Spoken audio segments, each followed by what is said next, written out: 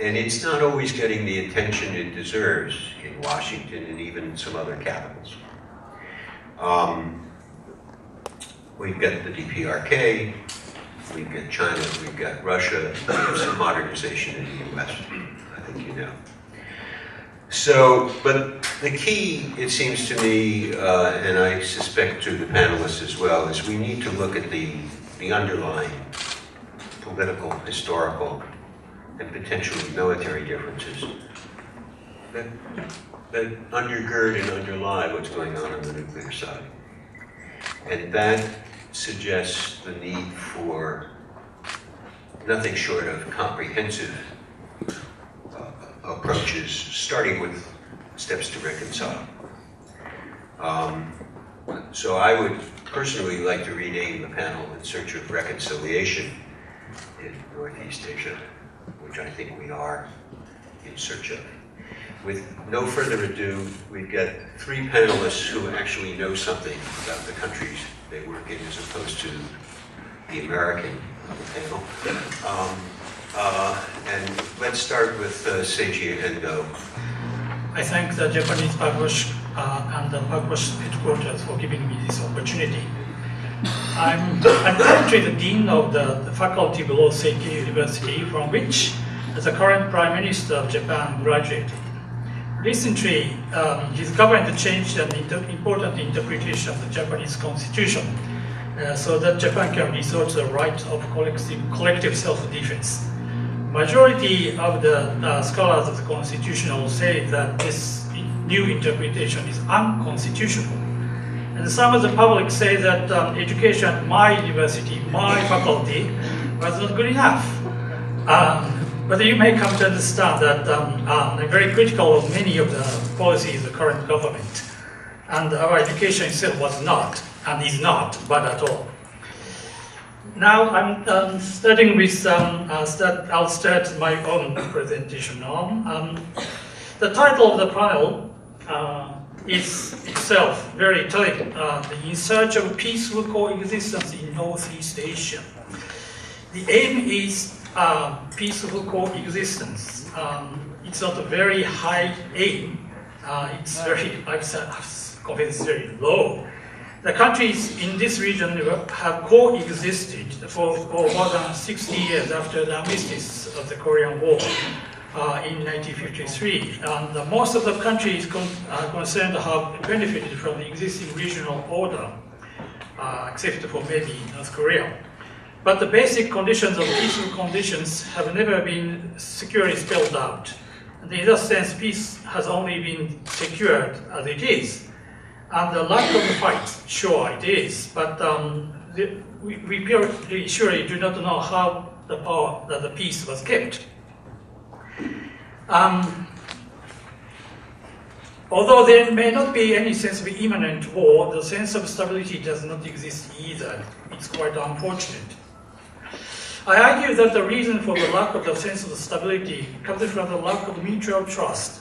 And the mutual mistrust has been deep-rooted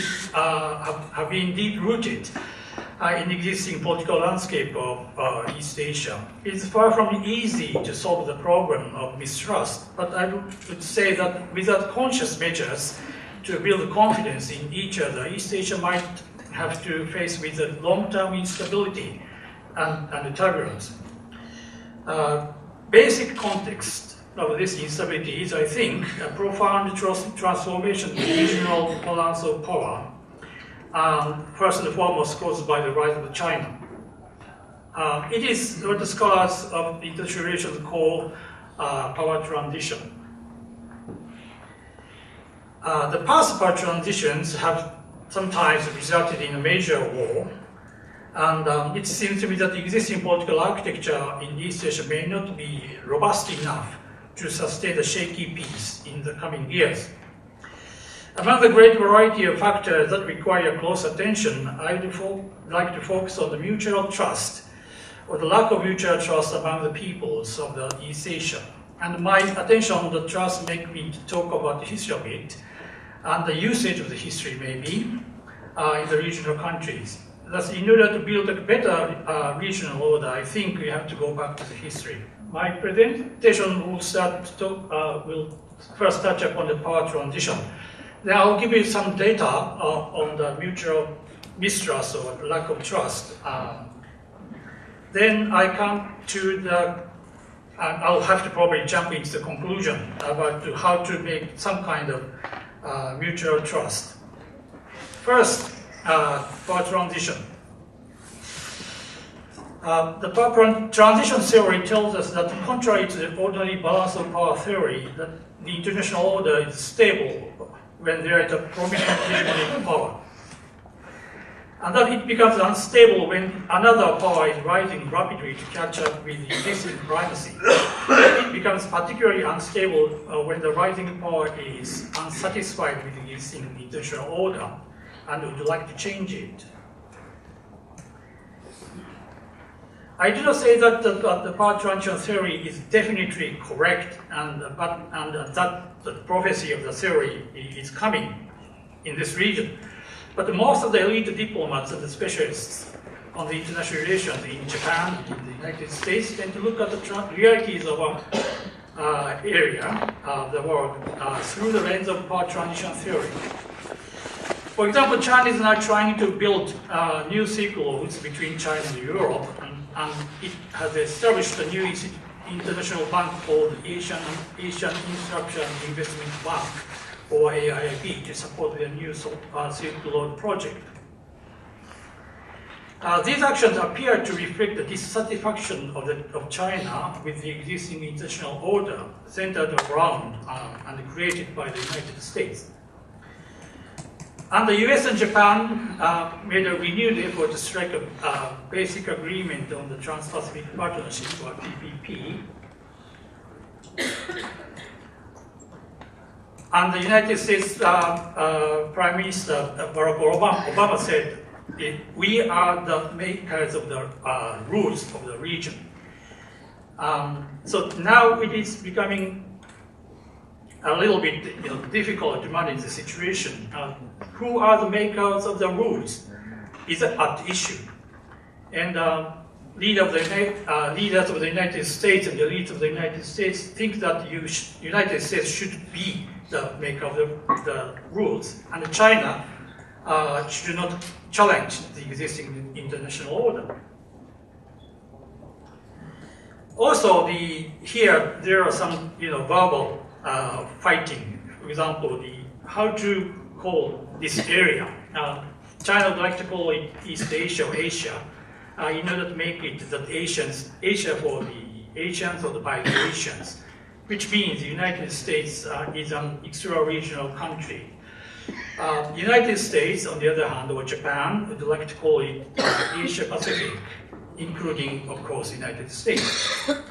And the basic rules of the region should be liberal democratic norms and institutions. And the rule of the law should be kept by the countries concerned.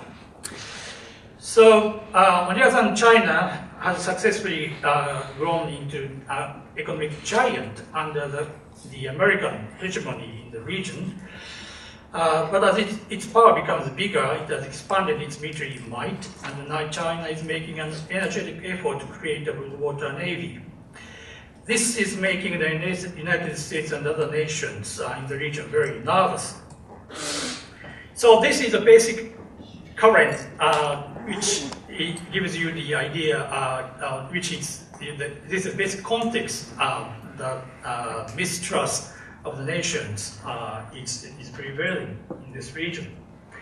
I'm sorry, I do not have very much time to go into the details of the public poll.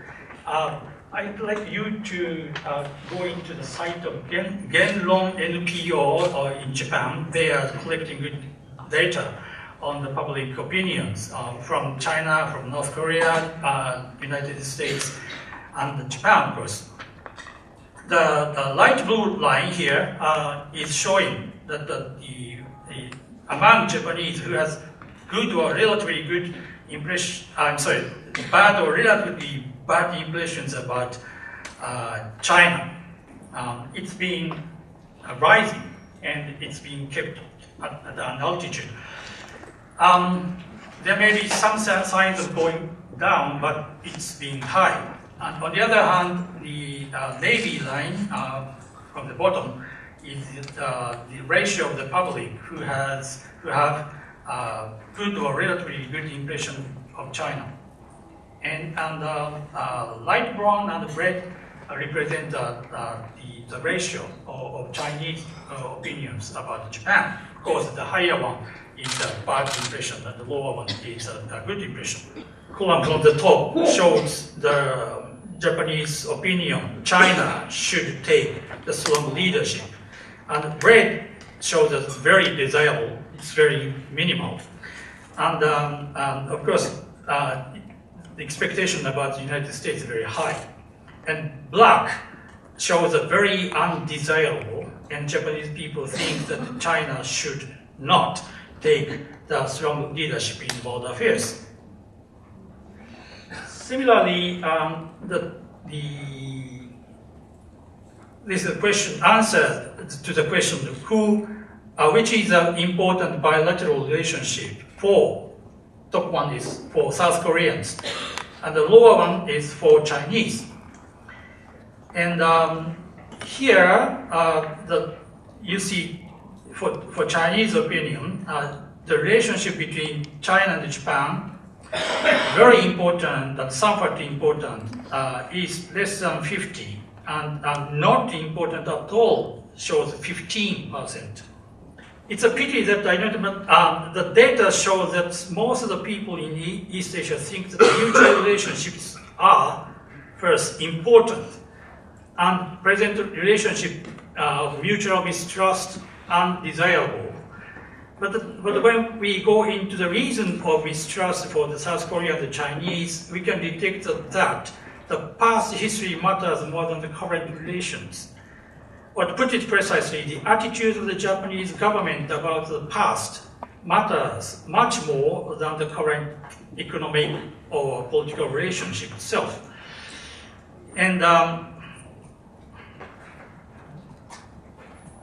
And also, Chinese and South Korean people have an impression that the Japanese government and the Japanese people are not showing the proper learning of the lesson of the history.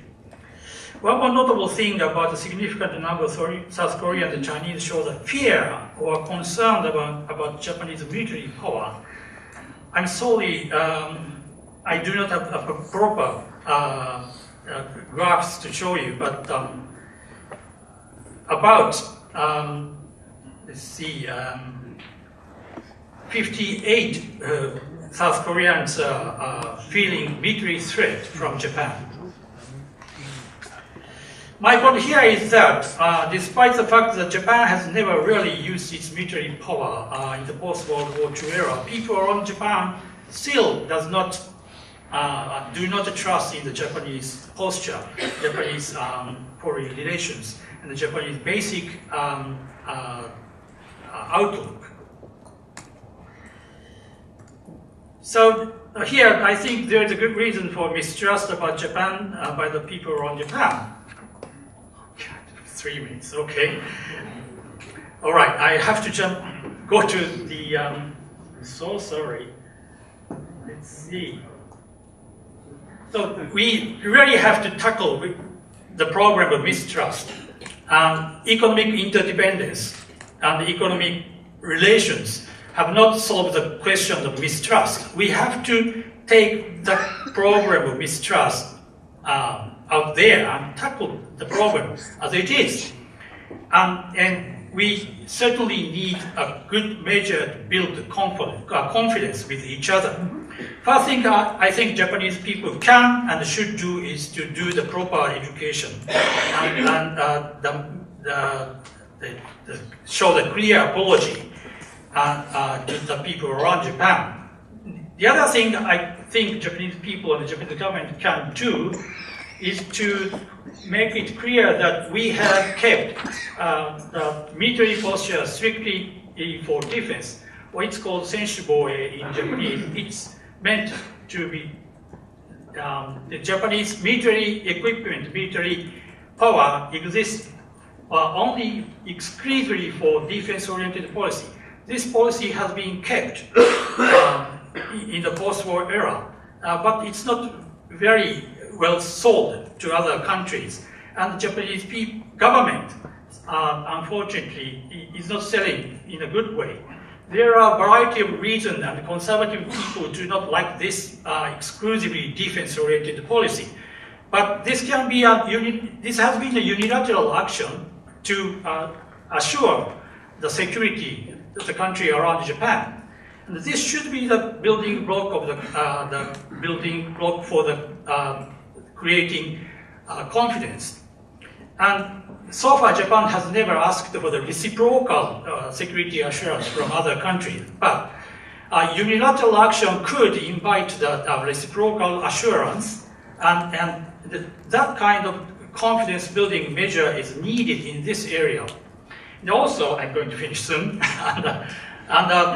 Also, the accumulation of bilateral relations cannot solve the mistrust in this region. We do need to multilateral forum to discuss and build the confidence. That means that only China and the United States are the creators of the region, but Japan, South Korea, and the other nations could and should join the creation of a better and stable regional order. Thank you very much for your kind introduction. Actually, I'm a South Korean living in Berlin for the last 40 years. I left South Korea in 1972 when the beginning of the military dictatorship in Seoul. I went to the US to study and then ended up in Berlin. Actually, when I left Seoul or Korea, I didn't want to do anything with Korea because I survived 2 wars. I was 4 years old when Korean War started, and then I was 7 when actual fighting stopped. So I still vividly remember how terrible the war was, Korean War was. And then when I was grown up and I was sent to Vietnam during the war, 69 and 70. So I again witnessed how terrible the war can be, and I became a pacifist. And then what happened was 1978, I met Joe Roblat. I'm sure many of you remember him. And I met him in Rome during a conference, and then first time I heard about Pugwash, and I learned so much from Roblat. And then he was fascinated about Korea. He said he only heard about Korea and his country exists in East Asia only during the Korean War. But he was asking me why Korea was divided, why during the Korean War US and Chinese were fighting. He said, oh, he didn't know anything about it. That's why he was showing interest, and then we actually became very close friends because we had a common ground that war should be abolished because it doesn't solve any problem, it creates more problem, and it creates more human misery. And that was our understanding. And then when press reported that North Korea was developing nuclear weapons in 1990, he called me up from London and he said, we have to stop North Korea from going nuclear. And then asked me, he almost ordered me establish direct contact with North Korean government or leader Kim Il-sung. He said, as a South Korean, you cannot do that. It's almost impossible. But I had to do it. So I had a contact with the North Korean embassy in Geneva. You see, the ambassador at that time was Lee Chul. He's now foreign minister in North Korea. He was the one who had a direct access to Kim Il-sung, and then established direct contact between Pugwash and North Korean leader. So this contact was enormously important because North Korea decided to leave the NPT in 1993. So Roblat was horrified, and no other country did before. Joined the NPT and then decided to withdraw. And then 1994, extension conference was just very close. So Roblat was horrified that if North Korea left the NPT, whole NPT regime or NPT treaty will just collapse, will not be extended. So he wrote a personal letter to Kim Il-sung, urging North Korea should remain in the NPT, and then at the same time advise the US government to negotiate with North Korea. So as we all know, the framework agreement from 1994 was mainly successful because Pugwash was from the behind helped to solve the detailed problem. But today I will just mention about the key problem is two Koreas. As you know, northern part and southern part is divided. And then I don't have time to go into the detail on the division, but I can mention that division of Korea, and then Rockler was shocked because he thought Korea was aggressor. That's why it was divided, just like the Germany. But I said no, Korea was a victim of the Japanese aggression. It was occupied from 1910 to 1945.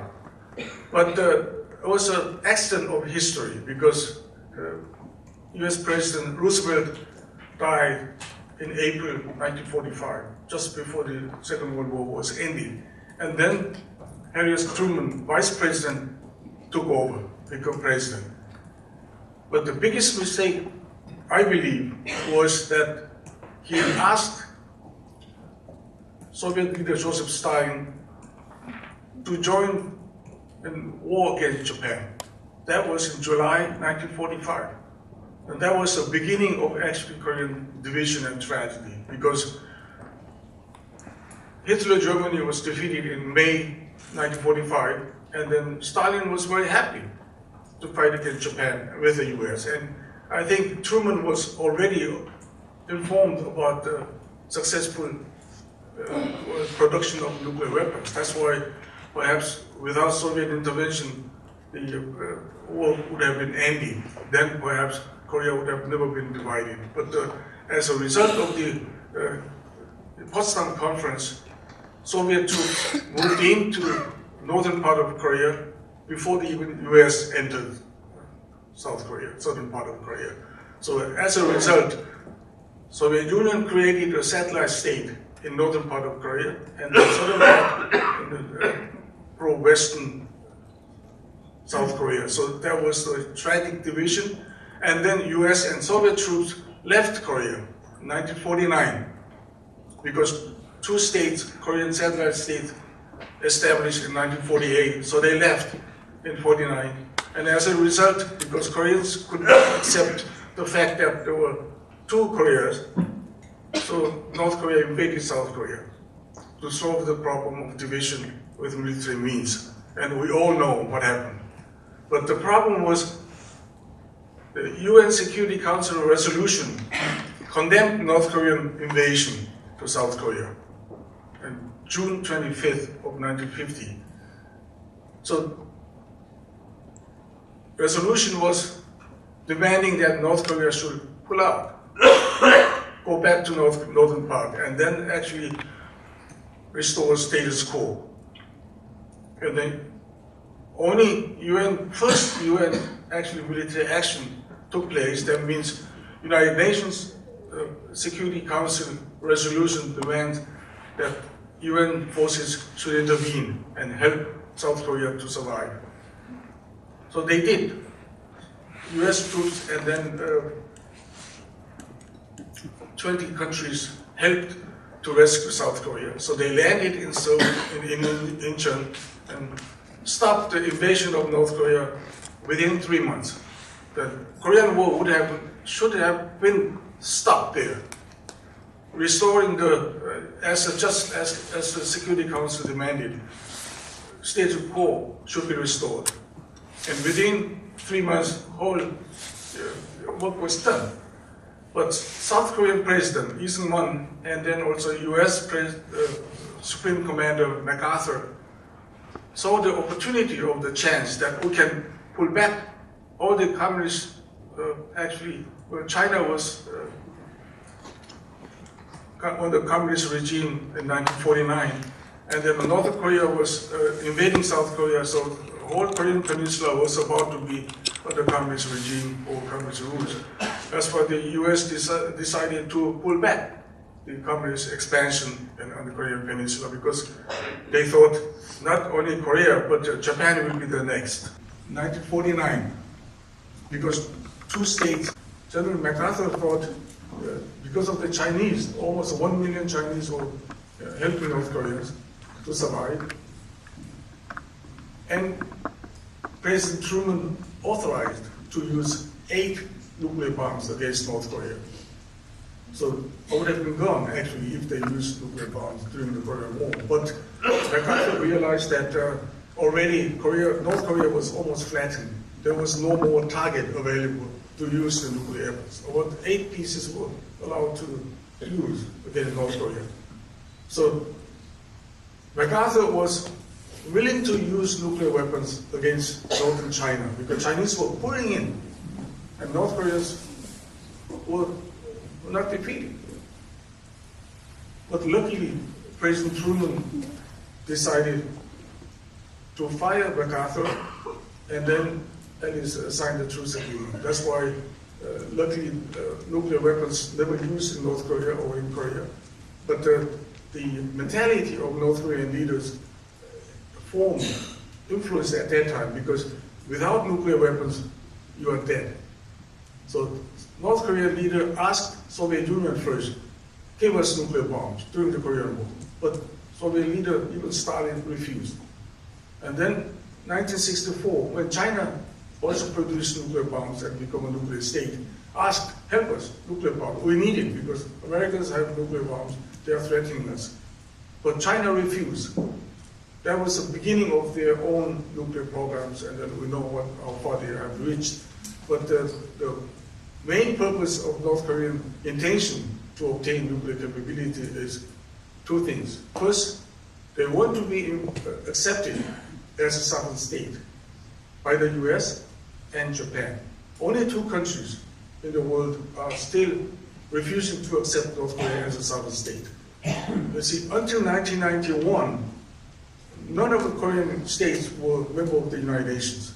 Because when South Korea applied to join the United Nations, always China or Russia vetoed. And when North Korea applied to join the United Nations, then US always vetoed. But with a change of politics in Europe and then more like a positive development in the world, 1991, 2 Korea joined the United Nations. But currently, US and Japan refuse to recognize North Korea, but Cuba and Syria refuse to recognize South Korea.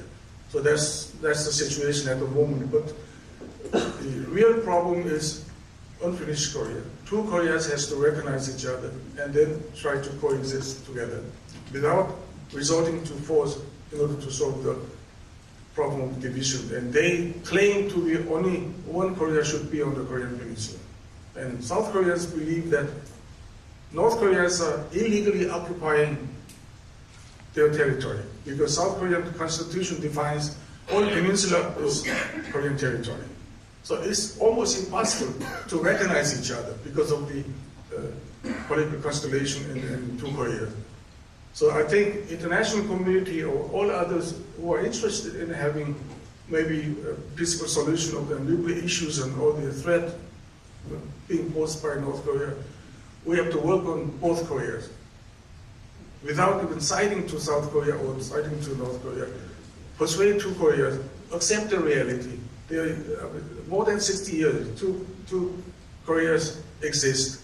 That's the reality, and without solving that problem, I don't think nuclear issue will be solved. And I visit North Korea very often, and I was shocked to see new development in the North Korean leadership mentality. They think now they have the nuclear option, they have no capabilities, now they can force US to withdraw from Korean Peninsula, and they think they can achieve their goal of national unification in their own terms. That's terribly dangerous. They think South Korea is occupied by the US, so revolution, socialist revolution should continue in southern part, and then the whole country should be under communist regime or rules. That's the mentality in North Korea, still their thinking, and they think nuclear option or nuclear capabilities will help them. And then at the same time, South Koreans believe that North Korea, its economy is in bad shape, so it will collapse soon. So we can have it, we can observe it So the two countries are dreaming, and they are out of reality because they don't know each other, they don't talk to each other, and you have no way of knowing each other, communicating. So it's okay. I will just stop here. Thank you very much for your attention. At the beginning of my presentation, I will call your attention to a recently reviewed story during the Cold War. The story was recently published in the Bulletin of Atomic Scientists. Even though the story has not been fully confirmed, but based on all available evidence, I think it's very likely to be true. So basically, during the Cold War, as we all know, the United States stationed nuclear weapons on Okinawa, Japan.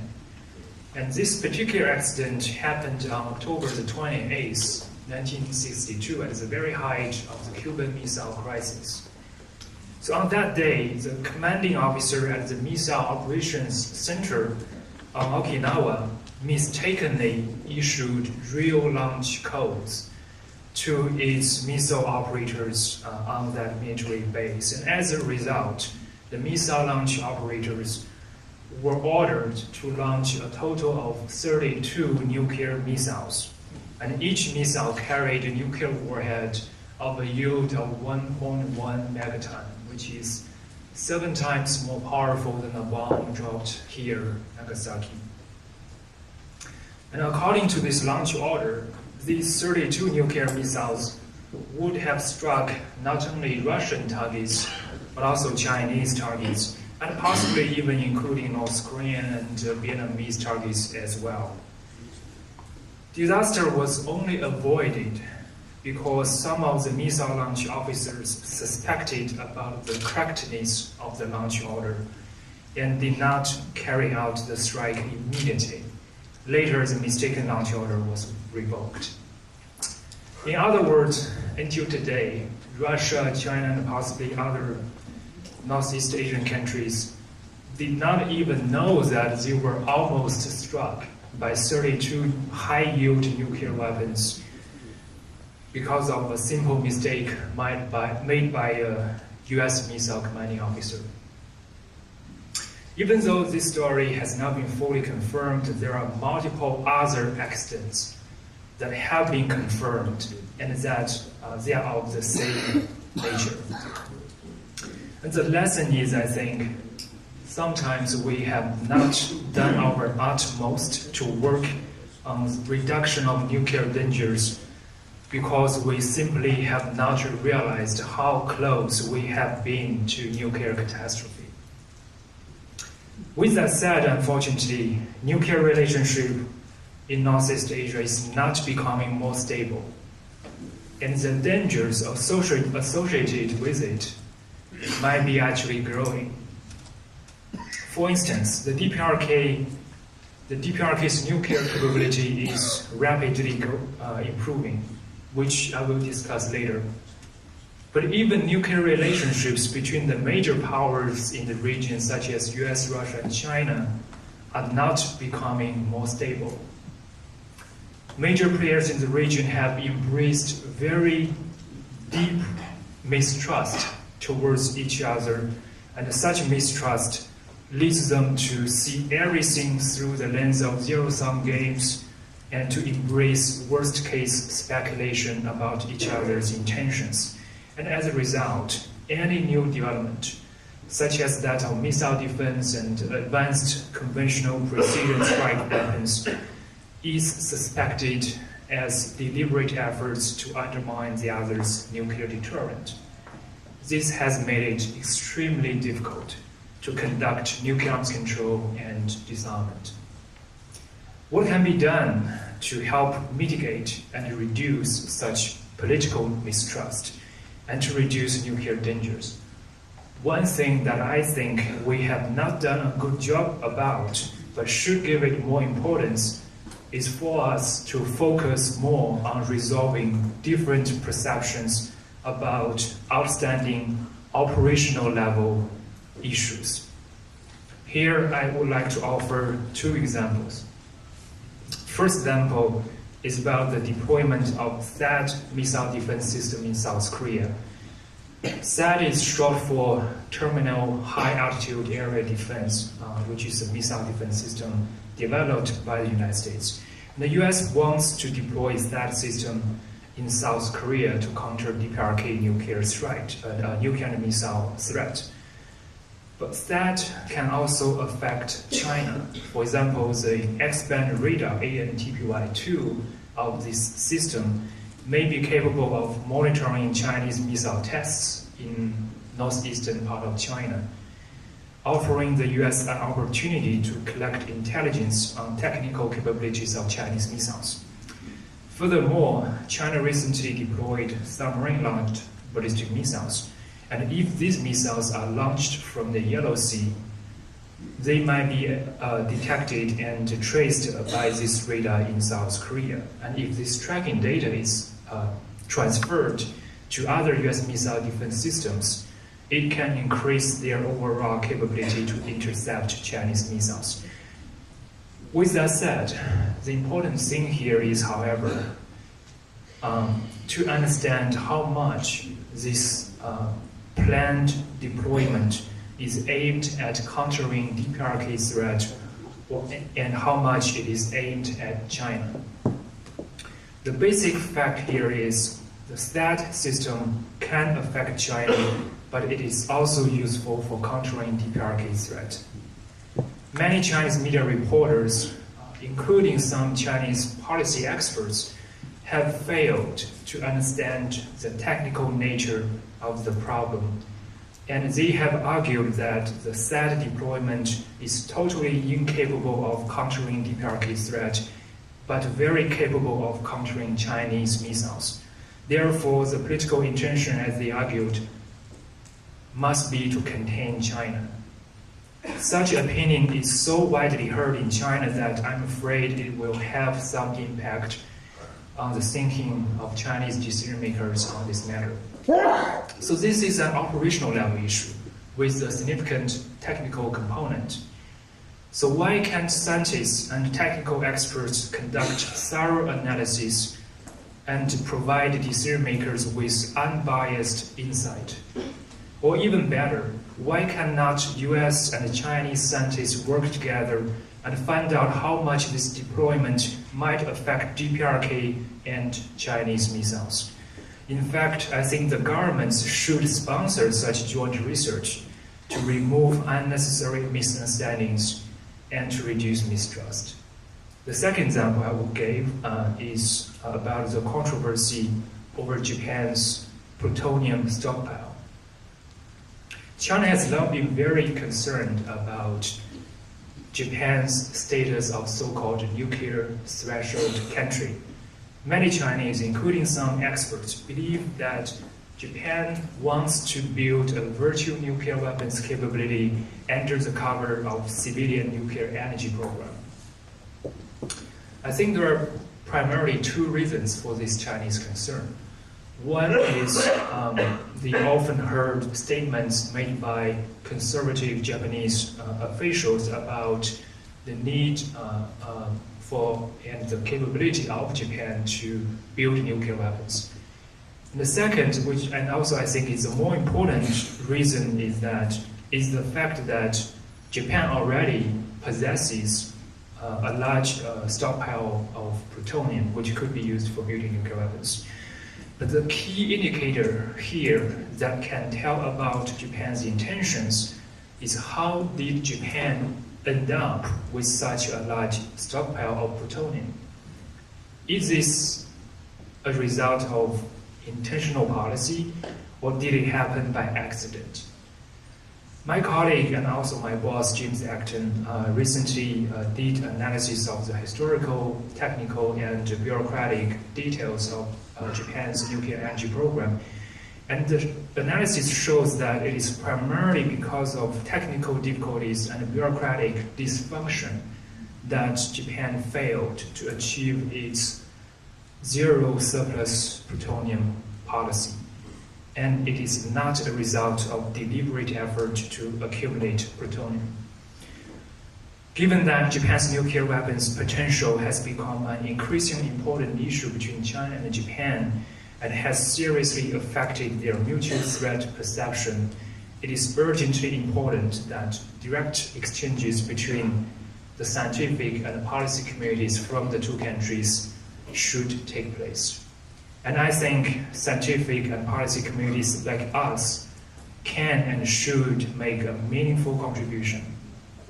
Now allow me to briefly comment on the DPRK nuclear issue. DPRK's growing nuclear capability is apparently another major destabilizing factor in Northeast Asia. To address this issue, fundamentally, I think the international community needs to reach some basic agreement about how to make DPRK give up its nuclear weapons. There are basically two approaches to do so. One is to double down on the coercive measure, imposing more economic and military pressure on DPRK to force it into giving up its nuclear weapons. And the second approach is to acknowledge the fact that DPRK feels very much threatened.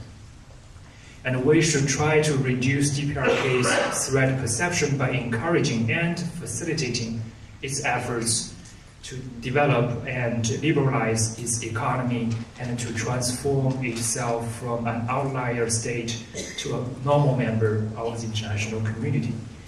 And if DPRK feels less threatened, we may be able to negotiate down or even negotiate away its nuclear weapons. So these are the two main approaches available. The United States and some other countries believe in the coercive approach, but China has more faith in the more accommodating approach. And I think China fundamentally questions the wisdom of the coercive approach. I personally also have serious doubts about the coercive approach. And this is not because I'm a Chinese, but because I find the argument behind the coordinating approach much more convincing. When I was very young, I was told about one of Aesop's fables, which left a very deep impression on me. The fable is called The North Wind and the Sun, which I'm sure many of you have heard of. It is illustrated very well by these two drawings on the slide. And the story is very straightforward. Basically, there was a competition between the north wind and the sun to decide who is more powerful. And the competition was to make a passing traveler remove his cloak. The north wind went first, but the harder the north wind blew, the tighter the traveler wrapped his cloak to keep himself warm. But when the sun came out and started to shine, the traveler felt warm enough that he no longer needed the cloak and therefore took it off. You might think it is naive to connect the world's most complex security problem to an Aesop's fable, but after giving some thought to the DPRK nuclear issue, I have come to believe nothing else illustrates the superior power of persuasion over coercion, including the DPRK case, in a better way than this Aesop's fable. Going back to DPRK, many accuse DPRK to be too provocative. Let's do not forget the fact. When the weaker party is being extremely provocative and defiant, it is usually because it is extremely scared. Being provocative and risk-taking is the rational strategy for the weaker party. This is called the brinksmanship.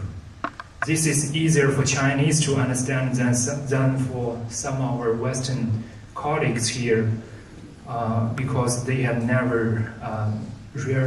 rarely been in a position of absolute weakness and vulnerability. But China has. China of 50 years ago was DPRK of today. 50 years ago, China was the pariah state. It was very weak, it felt really threatened, and as a result, it chose to be very defiant and even rebellious. And in the end, it was not the US economic sanctions and military pressure that made China change course. It was President Nixon flying over to Beijing and believing that he can make friends with China. And it was after US-China relationship got better and China felt it faced less security threat that it started to open up and reform. And that is how we saw China in the 1980s for the first time announced major disarmament measures, including cutting 1 million troops at one time. Due to such first-hand experience, China fundamentally disagrees with the US approach of dealing with DPRK, and let's remember that the significance of nuclear weapons is socially constructed. Focusing solely on nuclear weapons will only reinforce DPRK's perception about the importance of its nuclear weapons.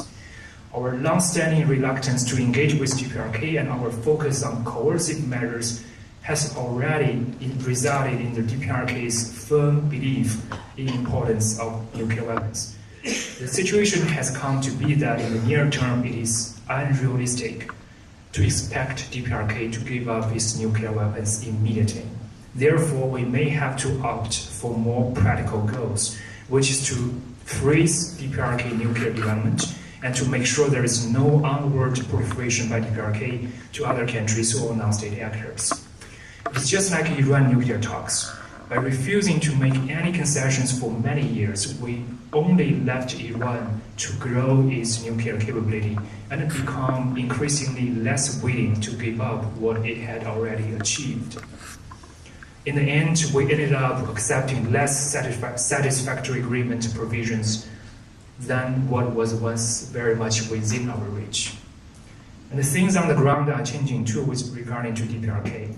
With the so-called strategic patience strategy of the United States failing to achieve meaningful results, DPRK has quickly improved its nuclear missile capability.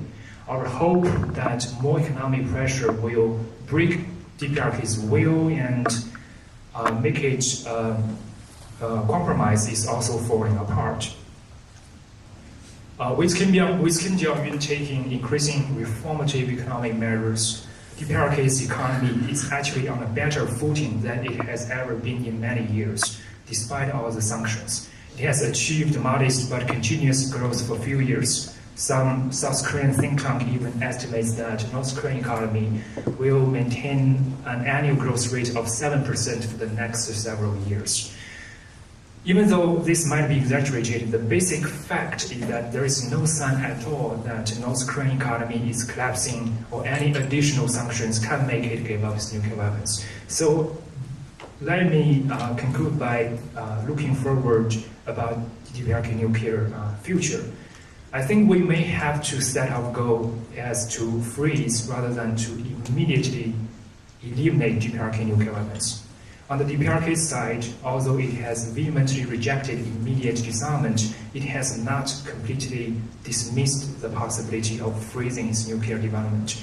Here we may want to consider borrowing the Indian model, that is to let the DPRK to maintain its national prestige by allowing it the right to develop nuclear energy in exchange for agreeing not to stop improving nuclear weapons capability, not to conduct onward proliferation, make its nuclear program transparent, and allow international access and verification. I hope we can carry on the positive momentum from the successful Iran deal and make progress on the DPRK nuclear issue too. With that said, let me conclude my presentation. Thank you. My task as a commentator is not to introduce one more opinion on the issue, but rather to do a short comparative study of the existing approaches, those which were expressed here and those which exist among elites and in the literature. And I really want to compare the divergent goals of the powers which are involved into the North Korean dialogue and compare configuration options for the nuclear weapon-free zones as well as negotiating formats. So my first point is this. With very definite oversimplification, the Western goal regarding North Korea is bifold. First, denuclearization, but behind it there is a clear goal, which is expressed by many politicians, of preferable regime change in North Korea. And many politicians even say that regime change is goal number one, because then automatically you get denuclearization. Not vice versa. If you get denuclearization, we still have problems with the character of the North Korean regime. North Korean goal in most of negotiations is exactly to guarantee the regime survival. And it is ready for certain negotiations, for trade-offs, fuel aid, for slowing down, for freezing of nuclear programs. South Korean goal, again with oversimplification, could be seen as, yes, definitely denuclearization of the DPRK, but at the same time, reunification on the conditions of the South. Nobody is talking about the possibility to adopt northern regime for the South, but most politicians and citizens of South Korea definitely proceed from the assumption that Western-type South Korean regime could be projected to the north. What is the Russian goal when Russia participates in six-party talks and all these arrangements? Yes, also Russia constantly stresses, officially and unofficially, that we share the task of denuclearization of the DPRK. We do not want to see another nuclear neighbor around our borders. At the same time, Russia constantly stresses that it is not interested in the regime change in North Korea. It was to avoid regime change, and more than that, Russia constantly do analogies between the potential regime change in North Korea and regime change operations in other parts of the world. For example, several times during the last 2 decades, the United Nations led and mandated operations led to the regime change, though this was not even in the mandate. It was between the lines. For example, operation against former Yugoslavia led to removal of Milosevic regime, and then operation in Afghanistan led to removal of Talibs who were in power at that moment, and then operation under UN Chapter 7 in Iraq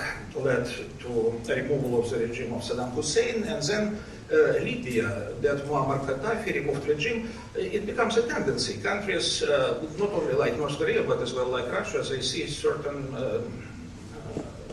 continuity in such an approach when you start to do with some political, wholly political goals like denuclearization, but you end actually with the change of regime inside the country.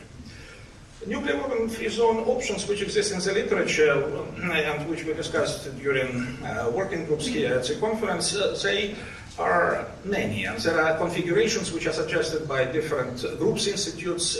Exactly the multiple character of these configurations show that the issue is not ready yet for any serious negotiations. Because there are proposals to do a nuclear weapon-free zone which includes only 2 Koreas, some other proposals which include 2 Koreas and Japan, then 3+3 basic approach, 3 intra-zonal countries, 2 Koreas and Japan, plus guarantees from 3 other countries. But Russia, China, and US in this 3+3 option should stay nuclear without any serious restrictions onto their activities.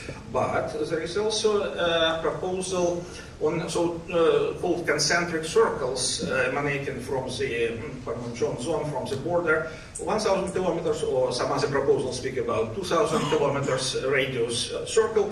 They would require already for remove all nuclear submarines from Vladivostok from Russia, to remove all the nuclear activities from Yellow Sea from China, and even there is a proposal which elliptically reach Alaska, which requires from United States to close many of its nuclear facilities on Alaska, which is very idealistic. I mean, all 3 nuclear powers are not ready even to start negotiations of that caliber. And we have also proposals which include a new configuration Mongolia, which is a unique one country adopted nuclear weapon-free zone, and unexpectedly Canada. Some other proposals speak about Canada plus France plus UK. Again, let me stress that multiple character of these proposals shows that practically we have no enough analytical approach, not enough analytical negotiations regarding what exactly we want. Negotiations formats which are now on the peninsula include 6-party talks, which is in impasse for more than 7 years. Korean-Korean negotiations, which in principle should be the ideal, but are not implemented in practice. DPRK China, important line, because for many years China was seriously influencing the position of Pyongyang. DPRK USA, which is by the way the preferable format for North Koreans, they many times express their willingness to separately drink tea in the corner of negotiations room with American delegation and to convert six-party talks into a kind of bilateral talks to the USA. And finally, theoretically, somewhere on the horizon, we have United Nations as a potential forum for such negotiations. What is the role of public in different countries? First, domestically in the DPRK, practically from like Western position, the role of public is none. It is not influencing the position of North Korean leaders. In South Korea, there is a public move towards reunification, saving North Koreans from their regime, which means again a regime change in North Korea as preferable option. Domestically in Japan, we discussed it in the working group here at Pugwash in details. There is pressure towards remilitarization of Japan. Of course, there are different flows, but such an approach as well exists. And obviously, Japan is constantly stressing also necessity of a final solution, which will be a change of the character of North Korean political class. Domestically, in the USA, we have a very rigid approach. Definitely, Washington is interested to continue the line of these examples, which I gave, Iraq, Afghanistan, Libya, as a kind of successful operations which led to democratizing of the countries. In principle, denuclearization in such a scenario is only one of the parameters which is necessary to proceed with the broader set of tasks. Domestically in Russia, there is no specific public opinion pressure regarding Korean issue. It's not in the focus of public attention, but by analogy, most of the population is against coercive regime change. And role of international NGOs like Pugwash, international movements, which do some pressure onto the issue, the influence is frankly very limited, and mediation, which took part, including the visit of Joseph Robert to North Korea some time ago, it was raising awareness at most, but not the serious negotiations as such. I do believe that there is some overload or overcharge of denuclearization goal with various political linkages. For example, massive sanctions which are imposed by the international community, as always with sanctions, they are aimed at leader, but believe me, North Korean leader does not starve from hunger. And it only leads to people's starvation. And in some proposals, we read the suggestion to enter the requirement that country like North Korea should enter chemical weapons convention simultaneously with denuclearization, or they should stop their missile rockets program, which means regulation of methods of space exploration. And this is definitely too much for one basket of negotiations. So the last portion, realistic prospects. What are the realistic prospects for this region? First of all, North Korean regime, let's be realistic, would be preserved for indefinite period, maybe for decades. And there are no any hopes that it would collapse by itself, like regime under Gorbachev in the Soviet Union, for example. Second, Iran deal analogy is quite improbable. I mean Iran deal analogy like zero sanctions for zero weapons. If the West would remove sanctions now, that would not lead to removal of the weapons by North Korea. Indian nuclear deal analogy, I agree here with my Chinese colleague. Yes, it might work, it's partly applicable. External control of marginal aspects of Korean program could be done without intrusion into separated military nuclear program, which they would keep secret, separated, and preserved. And the very last, verifiable nuclear regime. Such a proposal was suggested inside this recognized elaboration of the plan for nuclear weapon-free zone. In North Korea, by the way, very good booklet, I strongly recommend, still available in the lobby of this hall. It's the exit, contains a very good description of existing approaches. But this very viable nuclear regime is something to which we, international community, yet need to agree.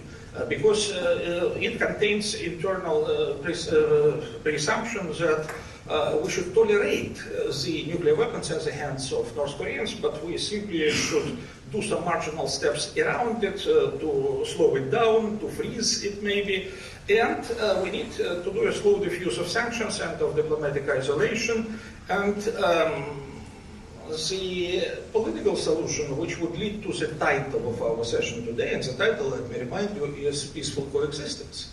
Peaceful coexistence means that both sides of conflict would continue to exist.